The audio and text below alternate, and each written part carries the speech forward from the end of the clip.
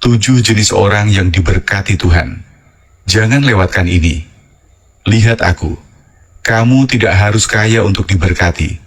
Kamu tidak harus terkenal tanpa celah atau sudah memahami segalanya. Kamu tidak membutuhkan masa lalu yang bersih, kehidupan doa yang sempurna, atau sebuah panggung. Kamu hanya perlu berada pada posisi yang benar. Karena berkat bukan soal mengesankan Tuhan. Berkat adalah tentang menaati Dia. Ini bukan tentang berpura-pura kudus. Ini tentang kesediaan untuk dibentuk menjadi kudus.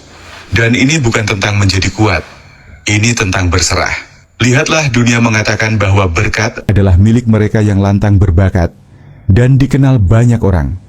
Tetapi Tuhan memberkati mereka yang terabaikan. Tuhan memberkati orang yang rendah hati. Tuhan memberkati mereka yang siap bergerak ketika Dia berkata, "Pergilah." Kita telah dilatih untuk mengejar berkat, tetapi itu bukan cara Alkitab. Berkat mengikuti mereka yang berjalan bersama Tuhan. Kamu tidak perlu mengejarnya. Berkat akan menyusulmu. Ulangan 28:2. Namun inilah kebenaran yang jarang ingin diucapkan dengan lantang kamu, mungkin sedang menghalangi berkat yang ingin Tuhan berikan kepadamu. Bukan karena kamu orang jahat, tetapi karena kamu sedang berusaha menjadi seseorang yang tidak pernah Tuhan panggil untuk kamu jadi. Jadi, izinkan aku mengatakan ini kepada jiwamu. Kamu tidak mendapatkan berkat Tuhan dengan usaha. Kamu menyelaraskan diri dengannya. Dan penyelarasan dimulai ketika kamu berhenti berjuang dan mulai berserah. Dalam pesan ini, aku akan menunjukkan 7 jenis orang yang Tuhan berkati.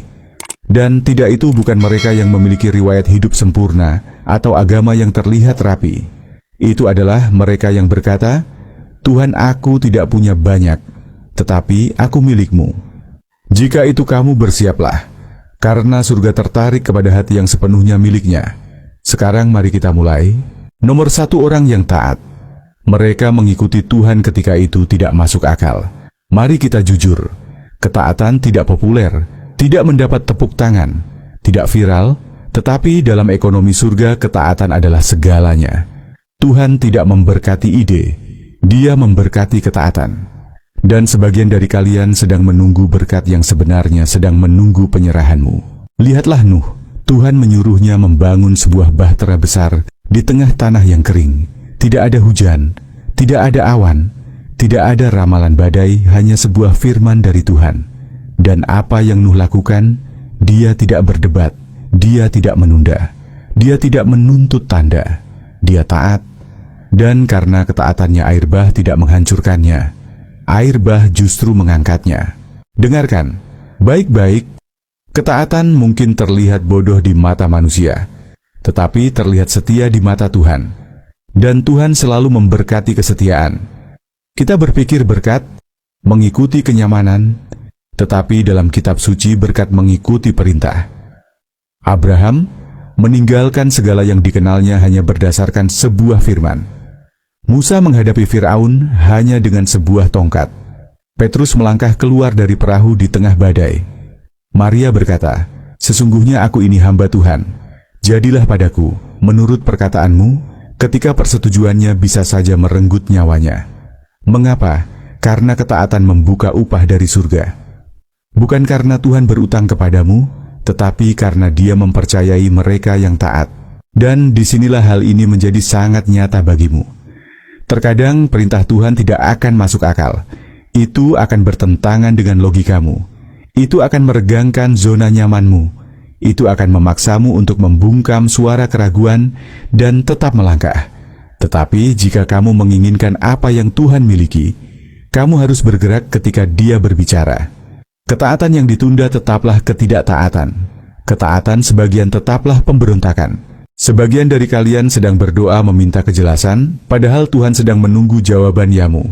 Aku ulangi, kamu meminta rincian, tetapi Tuhan mencari ketaatan.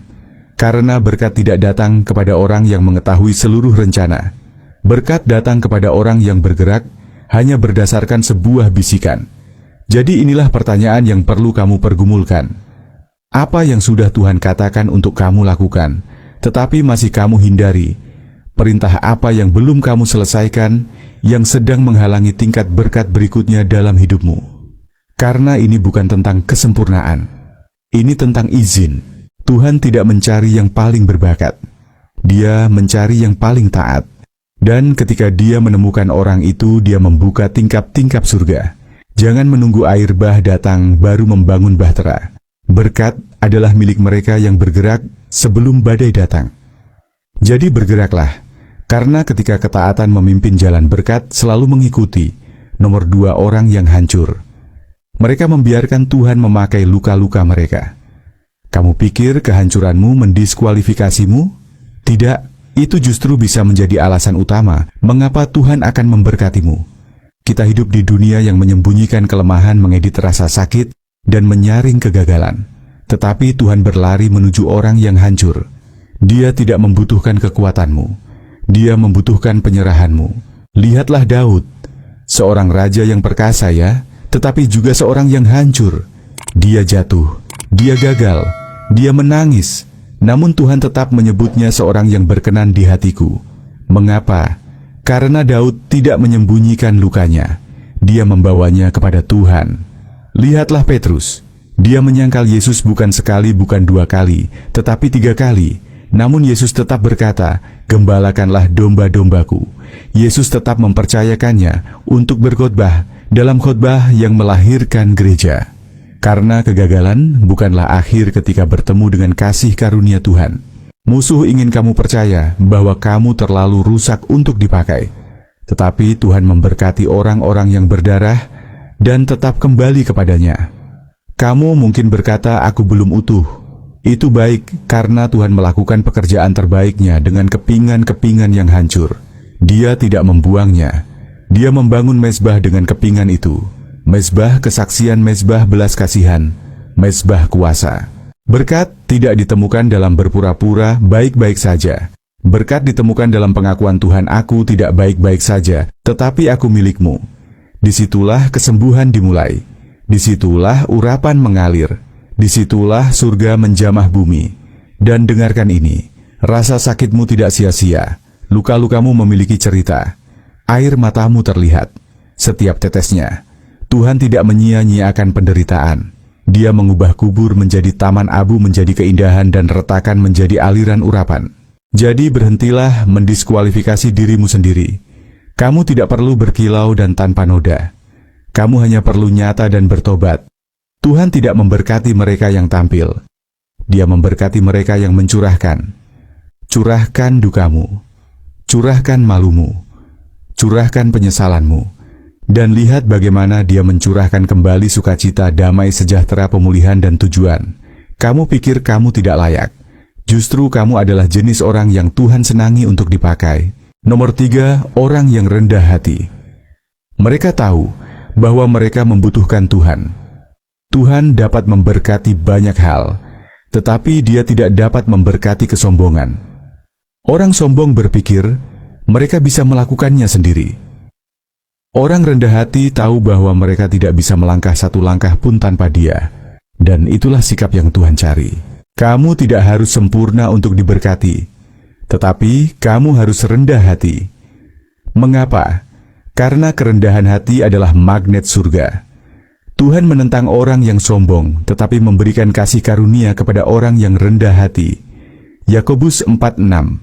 Dan di mana kasih karunia mengalir, berkat mengikuti.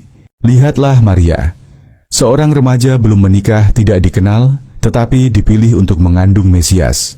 Mengapa? Karena ketika malaikat datang, dia tidak berdebat, tidak menyombongkan diri, dan tidak panik. Dia hanya berkata, "Sesungguhnya aku ini hamba Tuhan, jadilah padaku menurut perkataanmu." Itulah kerendahan hati. Dan Tuhan memberkatinya dengan sebuah tujuan yang masih dibicarakan dunia hingga hari ini. Lihatlah pemungut cukai dalam Lukas 18. Dia bahkan tidak berani mengangkat matanya ke surga. Dia hanya memukul dadanya dan berkata, "Tuhan, kasihanilah aku orang berdosa ini." Yesus berkata bahwa orang itu pulang sebagai orang yang dibenarkan, bukan orang Farisi yang merasa diri benar di sampingnya. Karena kerendahan hati selalu menarik perhatian Tuhan. Inilah yang sering dilewatkan banyak orang. Kerendahan hati bukanlah kelemahan. Kerendahan hati adalah hikmat. Itu tidak berarti kamu memandang dirimu rendah. Itu berarti kamu lebih sedikit memikirkan dirimu dan lebih banyak memikirkan Tuhan. Itu adalah pemahaman bahwa tanpa Dia kamu hanyalah debu, tetapi bersama Dia kamu membawa tujuan ilahi. Kamu tidak perlu berpura-pura seolah-olah semuanya terkendali. Tuhan tidak terkesan dengan penampilanmu. Dia digerakkan oleh sikap hatimu. Ketika kamu merendahkan diri, kamu berkata, "Tuhan, aku tidak mempercayai kekuatanku sendiri. Aku mempercayaimu." Dan pada saat itulah Tuhan berkata, "Sekarang aku bisa mempercayaimu dengan lebih banyak." Karena semakin tinggi Tuhan mengangkatmu, semakin rendah kamu harus menunduk. Bukan dalam rasa malu, tetapi dalam penyerahan. Orang yang benar-benar diberkati tidak pernah sombong. Mereka ingat siapa yang mengangkat mereka dari lubang. Mereka membawa mahkota, tetapi tidak pernah melupakan salib. Jadi jangan kejar perhatian, jangan kejar tepuk tangan, kejarlah kaki Yesus. Rendahkan dirimu, karena mereka yang berlutut di hadapan Tuhan akan berdiri di ruangan-ruangan yang sebelumnya tidak pernah layak mereka masuki. Nomor 4, orang yang lapar secara rohani. Mereka tidak mau puas dengan agama semata. Tuhan tidak memberkati orang yang bosan secara rohani. Dia memberkati mereka yang lapar secara rohani. Bukan mereka yang sekadar mencentang kewajiban datang ke gereja karena rutinitas, atau berdoa hanya ketika hidup berantakan, tetapi mereka yang haus akan lebih banyak darinya. Jika kamu lapar, kamu sudah berada pada posisi bagi surga untuk bergerak. Yesus menyatakannya dengan jelas dalam Matius 5:6. Berbahagialah mereka yang lapar dan haus akan kebenaran, karena mereka akan dipuaskan. Perhatikan ini. Dia tidak berkata berbahagialah yang sempurna, yang berkuasa, atau yang populer. Dia berkata berbahagialah yang lapar. Karena kelaparan adalah bukti bahwa ada sesuatu di dalam dirimu yang hidup dan menolak untuk puas dengan pengganti yang murahan. Orang yang lapar adalah mereka yang berseru dan menyembah ketika tidak ada orang lain yang melakukannya. Orang yang lapar adalah mereka yang tinggal lebih lama setelah ibadah hanya untuk berdiam dalam hadirat-Nya. Orang yang lapar adalah mereka yang berkata, "Tuhan, aku tahu masih ada lebih banyak. Tolong jangan biarkan aku melewatkannya." Dan tahukah kamu, Tuhan tidak pernah mengabaikan jiwa yang kelaparan akan Dia. Bartimeus yang buta berteriak semakin keras ketika orang-orang mencoba membungkamnya. Perempuan yang pendarahan mendorong dirinya menembus kerumunan hanya untuk menyentuh ujung jubahnya. Perempuan Kanaan menolak untuk berhenti memohon bahkan ketika Yesus tampak diam. Apa kesamaan mereka semua? Kelaparan, keputusasaan yang kudus, penolakan untuk puas, api yang tidak akan padam sampai surga merespons. Dan surga selalu merespons. Kamu mungkin merasa tidak layak. Kamu mungkin tidak mengerti teologi. Kamu mungkin tidak punya kata-kata yang indah. Tetapi jika kamu lapar, Tuhan melihatmu dan berkata, "Itu seseorang yang bisa aku berkati." Karena kelaparan membuktikan kerendahan hati. Kelaparan membuka perjumpaan. Kelaparan menarik Tuhan mendekat. Jangan biarkan agama menjinakkan apimu. Jangan biarkan kenyamanan mematikan kerinduanmu. Jangan biarkan keramaian membungkam seruanmu. Berserulah, ulurkan tanganmu, kejar Dia. Orang yang lapar selalu dipuaskan. Dan ketika kamu tetap lapar akan Dia, Dia akan memberkatimu dengan cara-cara yang tidak akan pernah dimengerti oleh mereka yang sudah merasa kenyang. Nomor 5, orang yang mengampuni. Mereka membuka apa yang membuat orang lain tetap terjebak. Pengampunan bukanlah kelemahan. Pengampunan adalah kekuatan rohani pada tingkat tertingginya. Dan jika kamu ingin berjalan dalam berkat Tuhan, kamu harus belajar mengampuni. Sebagian dari kalian meminta Tuhan untuk bergerak, tetapi tanganmu terlalu penuh dengan kepahitan untuk menerima apa yang ingin Dia berikan. Kepahitan menghalangi berkat. Kamu bisa berpuasa, kamu bisa berdoa, kamu bisa bersorak. Tetapi jika hatimu masih terikat pada ketidakmengampunan secara rohani, kamu terhenti. Yesus tidak menyarankan pengampunan, Dia memerintahkannya. Mengapa? Karena Dia tahu bahwa ketidakmengampunan adalah racun yang membunuhmu dari dalam. Itu tidak hanya melukai hatimu, itu mengeraskannya. Dan hati yang keras tidak dapat menanggung berat kemuliaan Tuhan. Lihatlah Yusuf. Dikhianati oleh saudara-saudaranya, dijual sebagai budak di penjara selama bertahun-tahun karena kejahatan yang tidak dilakukannya. Namun ketika saatnya tiba, dia tidak membalas dendam. Dia menunjukkan belas kasihan. Dia tidak mengutuk mereka. Dia memberkati mereka. Itulah sebabnya Tuhan mengangkatnya. Itulah sebabnya Firaun memberinya kunci kerajaan. Karena Yusuf tidak membiarkan kepahitan menjadi identitasnya. Dan dengarkan ini, kamu tidak mengampuni karena mereka pantas mendapatkannya. Kamu mengampuni karena kamu dipanggil untuk hidup merdeka. Pengampunan tidak berarti rasa sakit itu tidak nyata. Itu berarti rasa sakit itu tidak lagi mengendalikanmu. Kamu ingin Tuhan mencurahkan berkat, maka berhentilah memegang apa yang sudah Dia perintahkan untuk kamu lepaskan. Lepaskan dendam itu. Lepaskan pikiran mereka tidak pernah meminta maaf. Lepaskan pengulangan kejadian itu di dalam kepalamu. Kesembuhanmu tidak dimulai dengan pengakuan mereka. Itu dimulai dengan keputusanmu. Pengampunan bukan tentang melupakan.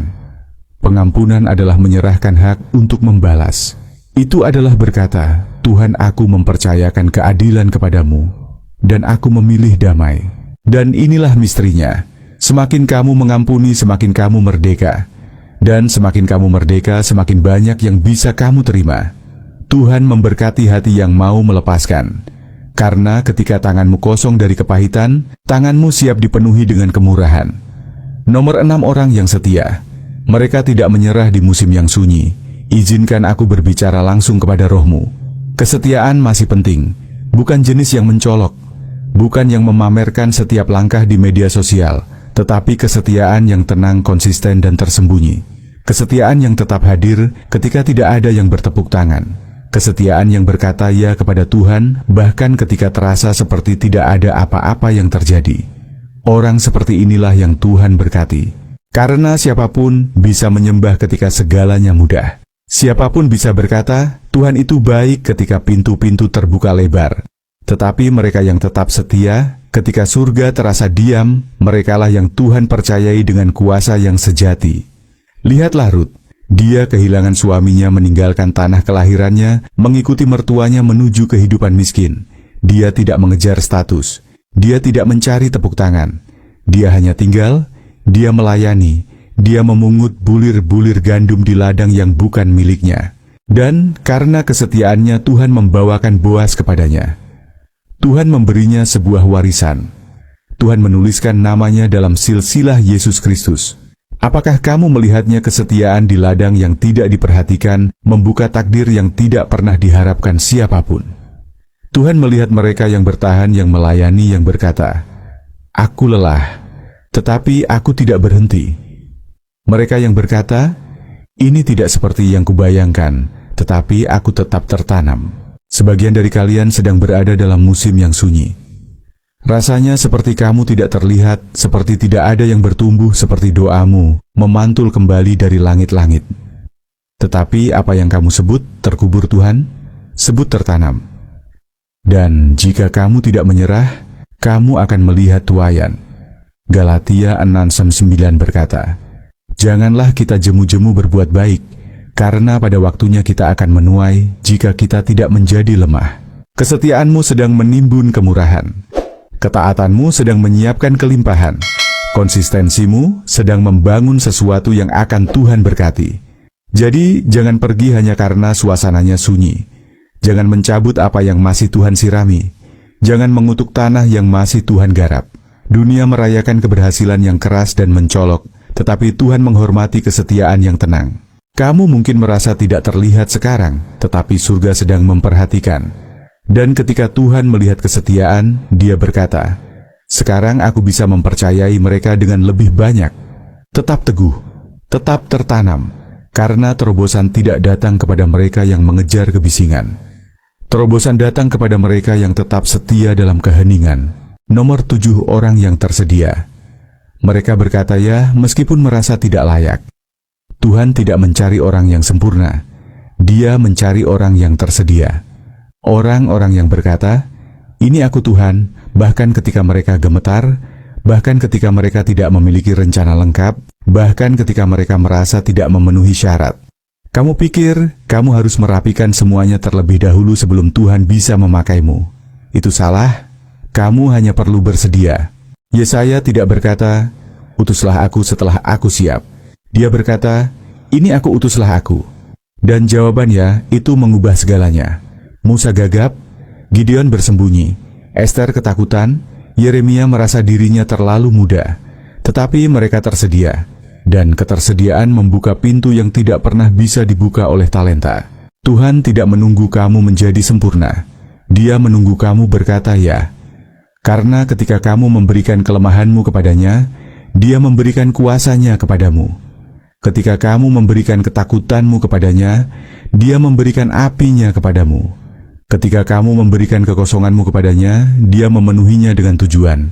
Kamu tidak harus tahu bagaimana caranya. Kamu hanya harus terbuka untuk dipakai. Kebohongan terbesar yang ingin musuh tanamkan adalah ini: Tuhan tidak bisa memakai orang sepertimu. Tetapi kebenarannya adalah Tuhan justru mengkhususkan diri memakai orang sepertimu. Biasa, tidak sempurna, tidak percaya diri, tetapi tersedia. Dia tidak memanggil orang yang sudah memenuhi syarat. Dia memenuhi syarat orang yang Dia panggil, dan Dia memberkati mereka yang datang dengan tangan terbuka dan hati yang berserah. Jadi berhentilah menunggu kondisi yang sempurna. Berhentilah berpikir bahwa kamu terlalu hancur, terlalu terlambat, terlalu berantakan, atau terlalu kecil.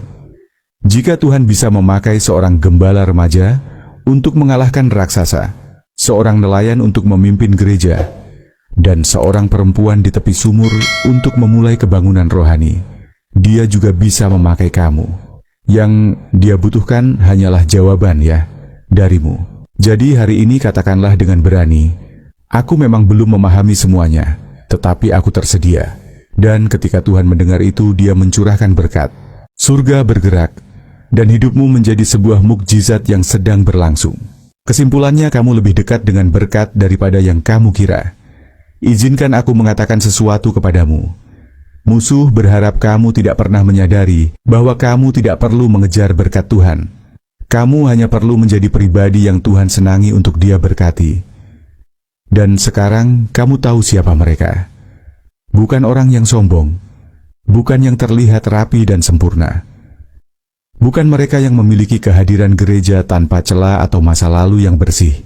Mereka adalah orang yang taat yang berkata, "Ya," ketika semuanya tidak masuk akal.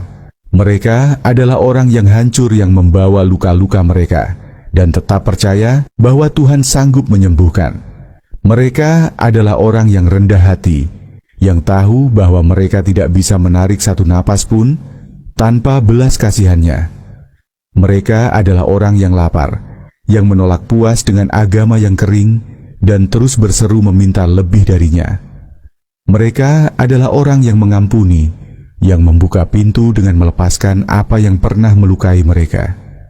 Mereka adalah orang yang setia, yang terus hadir ketika rasanya tidak ada apapun yang berubah. Dan mereka adalah orang yang tersedia yang berkata, "Tuhan, aku tidak punya banyak, tetapi aku milik-Mu." Jika kamu melihat dirimu dalam salah satu dari jenis ini, kamu tidak didiskualifikasi. Kamu sedang berada pada posisi yang tepat. Surga tidak mencari kesempurnaan, surga mencari penyerahan. Dan jika hatimu tertunduk rendah, tanganmu terbuka, dan rohmu bersedia, Tuhan akan melakukan jauh lebih banyak melalui hidupmu daripada yang pernah kamu bayangkan. Jadi berhentilah bertanya-tanya apakah kamu sudah melewatkan momenmu. Berhentilah mengira bahwa berkat itu untuk mereka dan bukan untukmu. Kamu lebih dekat daripada yang kamu pikirkan. Jangan menyerah, jangan mengalah, jangan mundur.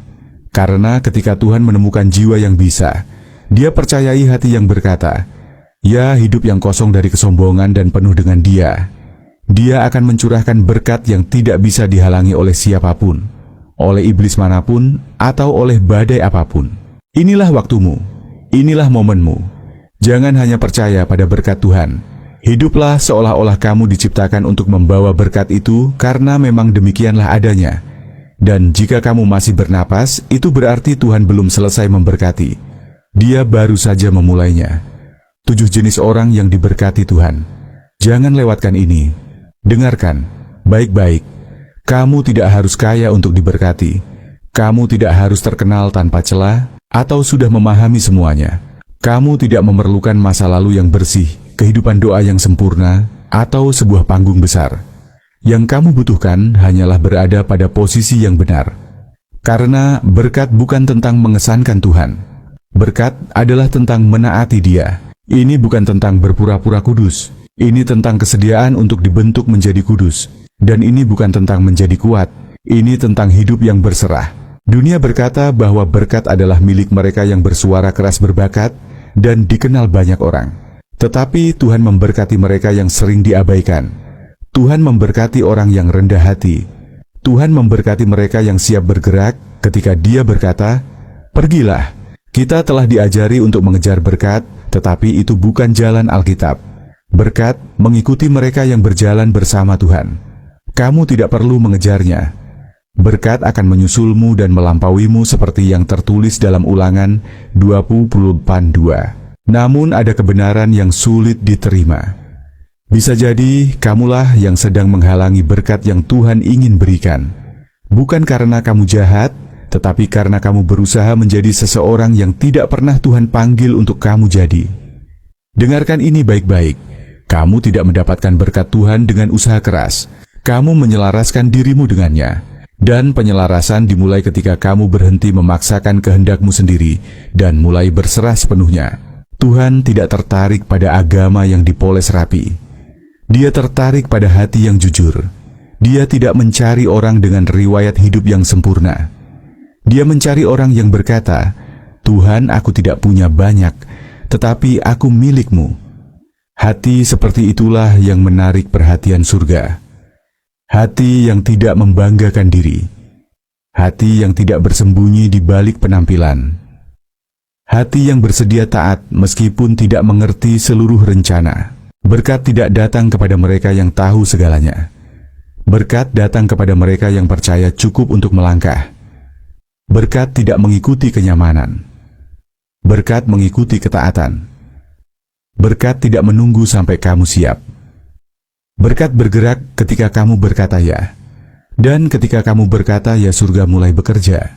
Mungkin kamu merasa biasa saja. Mungkin kamu merasa tidak terlihat. Mungkin kamu merasa hidupmu terlalu berantakan untuk dipakai Tuhan.